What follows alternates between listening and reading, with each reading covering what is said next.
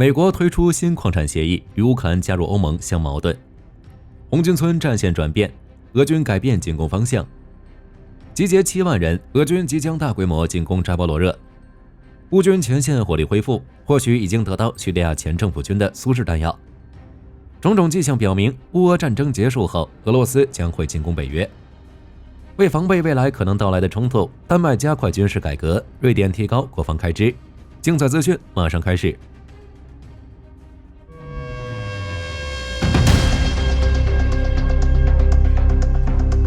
美国提出新的矿产协议，对乌克兰极为不利，或将影响到乌克兰加入欧盟。基辅独立报报道，泽连斯基声称，乌克兰在3月28日正式收到了美国的新版矿产协议。不过，在前一天，就有媒体报道了新矿产协议的细节。3月27日，英国金融时报报道称，美国提出的最新版本与先前的框架完全不同。就内容来看，新协议授予美国对乌克兰自然资源的绝对控制权，并与乌克兰加入欧盟相矛盾。根据欧洲真理报的分析，该协议严重影响了乌克兰的经济主权。在最初的矿产协议中，美国就要求拥有开发乌克兰矿产资源的专有权，只有美国对某个领域不感兴趣的情况下，乌克兰才有权向其他企业提供许可证。这与乌克兰与欧盟现有协议完全不兼容。在后续的谈判中，这个问题得到解决，但现在又回来了。新的矿产协议规定，美国公司将获得自然资源和基础设施领域所有投资的优先权，也就是控制对乌克兰公路、铁路、港口、矿场、石油和天然气以及关键矿产开采等项目的投资。只有在他们拒绝的情况下，乌克兰才能向其他投资者提供参与权，其中包括欧洲，并且协议要求乌克兰在开采关键矿物的许可证中加入一条禁令，禁止将其出售给美国发展金融公司认定为美国战略竞争对手的国家。欧盟就可能属于此类定义，这就导致寻求加入欧盟的乌克兰将被限制与欧洲的贸易。不过最具争议的还是基金的控制权。新的矿产协议也会成立一个基金，用于分配乌克兰石油、天然气和矿产项目的收益。美国将任命5名董事会成员中的3名，言外之意就是完全的控制权，可以在未经乌克兰代表同意的情况下做出任何决定。并且原本的矿产协议规定，乌克兰可以获得利润的50%，而且该基金将至少每年在乌克兰进行再投资，以促进乌克兰的安全、保障和繁荣。但是根据最新的情况来看，资金将直接兑换成外币并汇往国外，只有乌克兰支付完自俄乌战争开始美国向乌克兰提供了援助之后，乌克兰才能从基金中获得收入。就火力军而言，短时间内新的矿产协议是没戏的。3月28日，泽连斯基表示，如果威胁到乌克兰加入欧盟，将不会与美国签署矿产协议，并声明乌克兰不会将提供的军事援助视为贷款。乌俄战场之上，俄军在扎波罗热集结7万名士兵，准备发起大规模攻势。库尔斯克方向，乌俄双方的战线没有发生很大的变化，就像火力军之前说的那样，乌军不会向库尔斯克继续派兵，而是将重点放在别尔哥罗德。地理定位录像显示，乌军在波波夫卡东部推进。来自俄罗斯的消息也承认了这件事。乌军还使用苏27战机导引精确制导炸弹，摧毁了别尔哥罗德地区的俄罗斯桥梁，进一步打击后勤。苏梅方向，乌克兰国家边防局报告称，俄军试图突破苏梅巴斯夫卡和沃洛德米里夫卡，并派遣部队渗透至该地区。一旦进入定居点，就直接分散，迫使乌军转移兵力。就目前来看，这种战术有一定的作用，但效果不大。乌军第103独立领土防御旅的成员在一栋废墟建筑的地下室里成功俘虏了8名俄军士兵。此外，乌克兰空军还对布良斯克的斯卢霍夫斯克地区发动空袭，摧毁俄军的波哈尔边境检查站，包括通信和电子战系统与其他技术资产。根据乌克兰武装部队总参谋部的说法，这次袭击消灭了15至40名俄军士兵，并表示该行动是针对俄罗斯发动空袭的直接回应。实际上，哈波尔边境检查站也是俄罗斯的无人机发射场。在过去一段时间，每天固定向乌克兰本土发射数十架无人机，摧毁民用基础设施。乌军将其摧毁后，削弱了俄军对苏梅地区的远程打击能力。乌军前线士兵可以更好地应对俄军攻势。目前乌军已经记录了俄罗斯多个无人机发射站，这次打击只是一个开始。哈尔科夫方向，乌军在沃夫昌斯克附近发起了进攻行动。乌克兰哈尔科夫集团军发言人沙姆申表示，俄军每天在沃夫昌斯克附近发起5次袭击，但每次都收效甚微。沃夫恰河已经成为乌军的天然屏障。乌克兰国家边防局报告称，乌军哈特旅蝎子部队的士兵使用迫击炮对沃夫昌斯克地区的俄军阵地进行了火力攻击，成功消灭7名俄军士兵。乌军复仇女神第412团操作一架重型无人机，消灭一辆载有俄军步兵的卡车，打击俄军后方补给线。库皮扬斯克方向，由于正面推进一直没有效果，俄军开始从边境地区的托波利向德沃里奇纳附近的桥头堡推进。在战线之上，乌军成功摧毁了俄军加强连级的机械化攻击。为了这次攻势，俄军准备了3周的时间，集结了16辆装甲车和大量步兵，并在火箭炮、迫击炮与无人机的掩护下，迅速穿过灰色地带接近乌军阵地。不过顶头车辆遭遇乌军反坦克地雷的打击，并成为乌军第77空中机动旅的目标。在无人机的打击下，成功摧毁俄军的第1次进攻。损失部分装甲车后，俄军继续派遣步兵进行突击作战，但是在乌军有所准备的情况下，攻击最终以失败告终。在这次小规模作战中，乌军第77空中机动旅成功消灭60名俄军士兵，并摧毁12辆俄军装甲车。托列茨克方向，来自乌克兰的消息称，自2024年7月中旬以来，俄军在该地区的伤亡已经超过15000名士兵，在托列茨克的总伤亡超过5万人。红军村方向，乌克兰霍尔蒂察集团军发言人维克多·特雷胡波夫上校称，俄军正在加强对该地区的攻势，试图达到与1月份相同的强度。由于库尔斯克攻势的影响，俄军已经无法从红军村西部包围乌军，于是改变了主攻方向，试图从红军村向东推进到 T0504， 也就是红军村康斯坦丁尼夫卡高速公路。不过就像火力军之前说的那样，红军村的俄军什么都缺，加上乌军的无人机的打击，能保证现有战线就已经很好了。乌军第72独立机械化旅布拉瓦无人机营的操作员对俄军装备进行了一系列打击，摧毁了俄军包括 BM-21 火箭炮在内的各种重型装备。乌军第414无人机旅使用 FPV 无人机摧毁2辆俄军 T80 BVM 坦克。大诺沃希尔卡方向，乌克兰霍尔蒂察集团军表示，乌军在维塞勒附近击退了至少加强排级的俄罗斯机械化攻击，摧毁了1辆坦克和4辆装甲车。目前俄军第691独立榴弹炮营与第1461摩托化步枪团正在维塞勒附近活动。这次损失让俄军本就不富裕的装甲力量雪上加霜，已经把将近75年的 JZ-69开出来用了。扎波罗热方向，乌克兰南部国防军发言人弗拉迪斯拉夫·沃洛申表示，俄军加强了在扎波罗热地区的攻势。地理定位录像表明，俄军在热列比扬基以北略微推进，并向卡缅西克、洛布科维、小希尔巴基发起攻击。目前俄军已经在扎波罗热西部集结了7万名至7万2000名士兵，以及320辆坦克、725辆装甲车，很快就会发起大规模进攻。自春季开始以来，俄军对扎波罗热的攻势就开始增加，使用小型步兵群进行突击行动。就乌俄战场当前的局势来看，俄军的目的就是在扎波罗热占据更多的土地，获取谈判主动权，并吸引乌军在红军村比尔格罗德的兵力。就火力军而言，俄军的目的注定会落空，乌军早就已经在扎波罗热前线部署好防线。就当前的战况来说，乌军的进攻强度有所增加。有消息称，在阿萨德政权垮台后不久，乌军就突然不缺苏制弹药了，可以像2022年那样使用 BM-21 10号，一次至少点射10发至15发弹药，对付重要目标可以做到满弹40发齐射。在库尔斯克方向，乌军的152毫米榴弹炮每门都至少有20至30发配弹。这些迹象表明，乌军通过叙利亚新政府获得了大量的前政府军库存弹药。这不是不可能，之前就有报道称，乌军情报总局向叙利亚反抗军派遣了20名经验丰富的无人机操作员，并支援数百架 FPV 与4轴无人机。实际作战时，这些叙利亚反抗军操作无人机甚至可以打击掩体内的政府军坦克，精准度很高，大概就是乌军培训的。有这层关系在，很有可能是土耳其通过叙利亚新政府向乌克兰援助叙利亚前政府军的库存弹药。当然，乌军本来就可以从保加利亚与塞尔维亚获取各式苏制弹药，也不排除刚好获得新的一大批弹药的可能。但不管是谁援助的，乌军火力恢复是实打实的。火力军很期待比尔格罗德的局势会如何发展。德国联邦国防军和联邦情报局的分析显示，俄罗斯的目标不仅是乌克兰，未来几年内将向北约一个或多个国家发动有限的军事行动来测试北约第5条例。会做到什么程度，这点与立陶宛情报机构的评价一致。俄罗斯进攻北约的消息早在2024年10月就出现了。